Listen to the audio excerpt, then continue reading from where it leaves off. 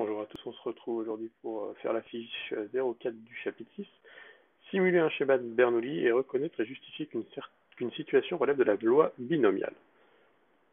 On va commencer par les notions de cours en définissant ce qu'est une épreuve de Bernoulli. Une épreuve de Bernoulli, ce qu'on appelle une épreuve de Bernoulli, c'est une expérience aléatoire qui ne comporte que deux issues. Donc c'est vraiment ça qui caractérise, il y a deux issues. L'une c'est le succès et l'autre c'est l'échec. Souvent le succès on le note S et l'échec S bar. Exemple, alors celui qui vient le plus rapidement en tête, c'est celui du lancer d'une pièce de monnaie, je trouve. Donc on lance une pièce de monnaie, soit on tombe sur pile, soit on tombe sur face. Donc on peut dire que pile va être un succès par exemple et que face va être un échec. Ou l'inverse, peu importe. Ce qui est un petit peu moins évident tout de suite au départ, c'est de se dire avec un dé, on peut aussi avoir une épreuve de Bernoulli. Ça dépend ce qu'on appellera un succès.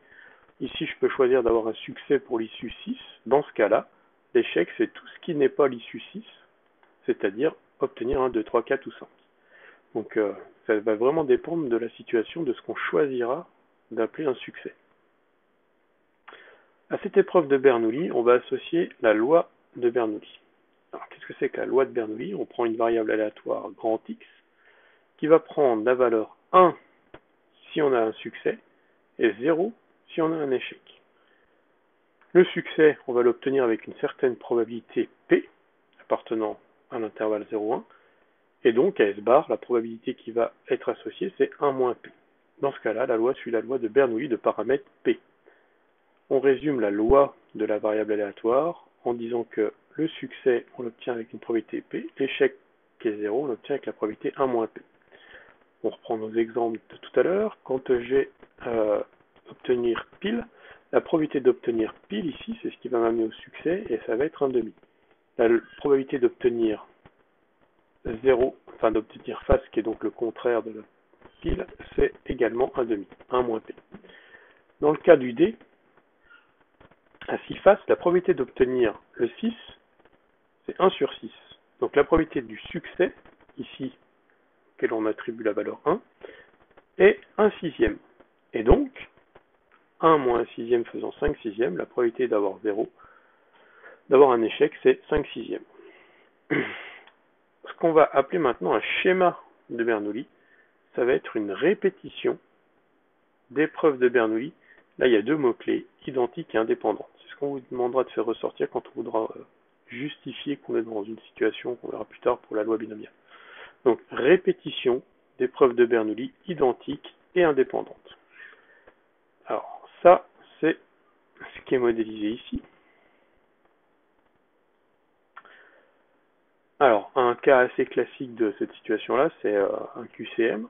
Donc là, ici, on a un QCM qui comporte, dans ce que j'ai choisi, 3 questions qui vont être indépendantes. Et pour chaque question, il y a 4 propositions. Donc là, on voit les 3 niveaux de questions. Et maintenant, pour chaque proposition, donc, pour chaque question, il y a 4 propositions. Et une seule est correcte. Un candidat va répondre au hasard à toutes les questions. Ça vous arrive jamais, j'espère. Vous connaissez les réponses parce que vous avez travaillé de façon efficace. Et donc, on se pose la question de savoir quelle est la probabilité que le candidat donne la réponse correcte à au moins 2 questions sur 3. Donc pour ça, on va représenter la situation avec un arbre dans lequel on va répéter notre épreuve de Bernoulli. Alors déjà, il faut comprendre que répondre juste, avoir un succès à une question, c'est une épreuve de Bernoulli. Le fait de répondre correctement ou pas à une question. La probabilité de répondre correctement, c'est 1/4. La probabilité de répondre incorrectement, c'est 3/4. Donc ici, j'ai 1/4 pour le succès à la première question.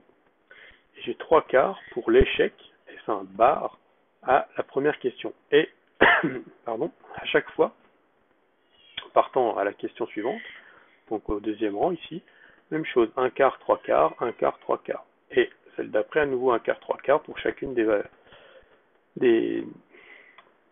probabilités qu'on a ici. On comprend, si on veut chercher la probabilité d'avoir au moins 2 questions correctes, enfin 2 réponses correctes sur 3, qu'on doit avoir ici dans nos triplets qui vont décrire nos réponses, 2 succès, au moins. Je peux avoir, pour avoir 2 succès, 3 succès. Si j'ai 3 succès, bah, j'ai 2 succès. C'est le cas ici de cette branche-là. Je peux avoir ici, j'aurais dû la faire en rouge, parce que je l'ai fait en rouge ici. Hop, je vais refaire ici. Ah, donc là, je vais faire en bleu. Les 3 succès, c'est ce qui est en bleu. Ensuite, je peux avoir un succès d'abord, puis un autre succès, et enfin un échec. Dans ce cas-là, j'ai aussi au moins 2 succès. Ensuite, je peux avoir un succès, un échec, puis un succès. Un succès, un échec, puis un succès. Et enfin, je peux avoir, utiliser le rouge, un échec et après mes 2 succès. Ça représente les 4 cas possibles où j'aurais bien 2 questions au moins dans lesquelles j'ai une bonne réponse. Donc pour avoir la probabilité cherchée, ici, je vais chercher la probabilité de l'union de ces 4 triplets là. Et la probabilité de cette union, étant donné que c'est une union d'ensemble disjointe, ça va être tout simplement la somme des probabilités. Ici, je vais faire la somme de chacune de ces probabilités. Première probabilité, c'était d'avoir que des succès. La probabilité qui correspond à que des succès ici, c'est 1 quart fois 1 quart fois 1 quart, donc 1 sur 64. Et pour les autres, à chaque fois, je vais avoir 1 quart et 3 quarts. Alors le 3 quarts va peut-être être en première ou en deuxième position, ça dépend. Mais en tout cas, à chaque fois, je vais trouver 3 sur 64. Ce qui fait que finalement, la probabilité d'avoir au moins 2 bonnes réponses, ici, P, est égale à 1 quart plus 3 quarts plus 3 quarts plus 1 64e plus 3 64e plus 3 1, qui fait 10 64e, 5 sur 32, et donc 0,15. Vous avez donc 15% de chance d'avoir au moins 2 bonnes réponses. Ça veut dire que vous avez 85% de chance de ne pas avoir au moins 2 bonnes réponses. Et ne pas avoir au moins 2 bonnes réponses quand il y a 3 questions, c'est d'avoir une bonne réponse ou moins. Donc vous avez 85% de chance d'avoir 0 ou une bonne réponse en répondant au hasard à un QCM qui serait tel que celui-ci. Et bien, à chaque fois qu'on va se retrouver dans cette situation où on aura une épreuve de Bernoulli qu'on répète de façon identique et indépendante pour former un schéma de Bernoulli, on va pouvoir associer à cette situation ce qu'on va appeler la loi binomiale.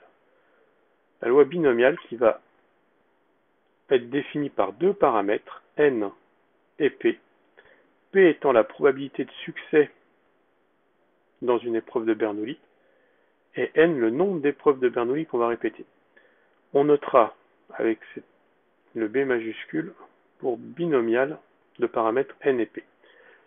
C'est la variable aléatoire qui va donc ici correspondre, donc une variable aléatoire x va suivre une loi binomiale de paramètres np quand x va compter, ça c'est pareil à comprendre, le nombre de succès dans la répétition de n épreuves de Bernoulli de paramètres p identiques et indépendantes. Dans l'exemple précédent qu'on a vu, on est dans le cadre de la loi binomiale puisque chaque réponse donnée constitue une épreuve de Bernoulli dont le succès c'est être correct qui est donc 1 quart, et x ici, on va associer une variable aléatoire qui va compter le nombre de bonnes réponses, le nombre de succès, dans la répétition de 3 de ces épreuves de Bernoulli identiques et indépendantes. D'accord? X va donc suivre la loi binomiale de paramètres n égale 3 et p égale 1 quart. On note x égale p 3 1 quart. Et on verra plus tard comment calculer les probabilités dans le cadre d'une loi binomiale.